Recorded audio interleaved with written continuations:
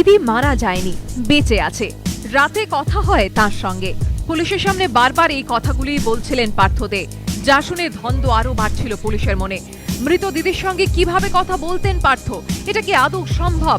এহেন পরিস্থিতিতে নয়া রহস্যের জন্ম দিয়েছে পার্থর ঘর থেকে উদ্ধার হওয়া কিছু জিনিসপত্র, জন্ম দিয়েছে নয়া প্রশ্নের। তবে কি মৃত দিদির সঙ্গে কথা বলার জন্য প্ল্যান সেট করতেন পার্থ? যে সন্দেহকে আরো দৃঢ় করেছে পুলিশ সূত্রে পাওয়া খবর। পার্থর ঘরে নাকি কোনো জোরালো আলো ছিল না। আলো আধারিতে ভরা এই ঘরেই রাখা ছিল তার দিদি এবং 2 কুকুরের দেহ। তাৎপর্যপূর্ণভাবে এই ঘর থেকে উদ্ধার হয়েছে কয়েকটি মোমবাতি, কিছু কয়েন, আরো কিছু জিনিসপত্র, যা আরো জোরালো করেছে প্ল্যানচেটের তত্ত্বকে। তবে কি দিদির সঙ্গে কথা বলার জন্য প্ল্যানচেট করতেন পার্থ? সেই কারণেই কি তিনি বিশ্বাস করতেন না যে তার দিদি মারা গিয়েছে? সব তত্ত্বই খতিয়ে দেখছে পুলিশ। বাঙালি জীবনে অবশ্য প্ল্যানচেট শব্দটি নতুন নয়। এর আগে রূপলী পর্দায় একাধিকবার দেখা গিয়েছে প্ল্যানচেটের দৃশ্য।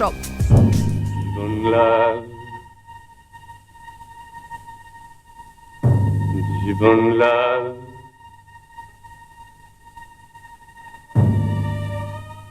জীবনলাল Uitas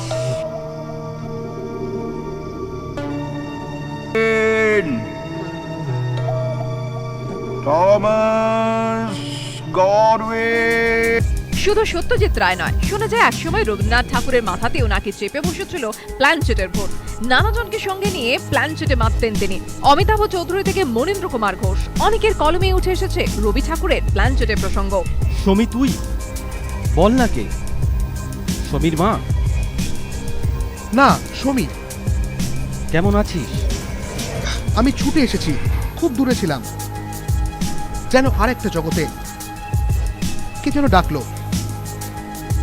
এই সংলাপ নাকি রবীন্দ্রনাথ ও সোমেন্দ্রনাথের, তবে মুখোমুখি নয়। রবীন্দ্রনাথের কনিষ্ঠ পুত্র সমী মারা যান 1907-এ, মাত্র 11 বছর বয়সে। আর এই আলাপ 1929-এর 6 নভেম্বর প্ল্যানচেট টেবিলে মিডিয়ামের মাধ্যমে। তবে ভিন্ন মত আছে। শোনা যায় 1933 সালে শান্তিনিকেতনে এক বৈঠকে আড্ডায় নাকি প্ল্যানচেট প্রসঙ্গে রবীন্দ্রনাথ বলেছিলেন, ওসব বিশ্বাস করবেন না। বিশ্বাস হোক বা না হোক, সময়ে সময়ে বাঙালি মন ডুব দিয়েছে প্ল্যানচেটের অন্ধকারে। কখনো সেলুলয়েডে, কখনো বইয়ের পাতায়। রবিনসন স্ট্রিটের ঘটনার মধ্য দিয়ে ফের সামনে এলো প্ল্যানচেট কাহিনী।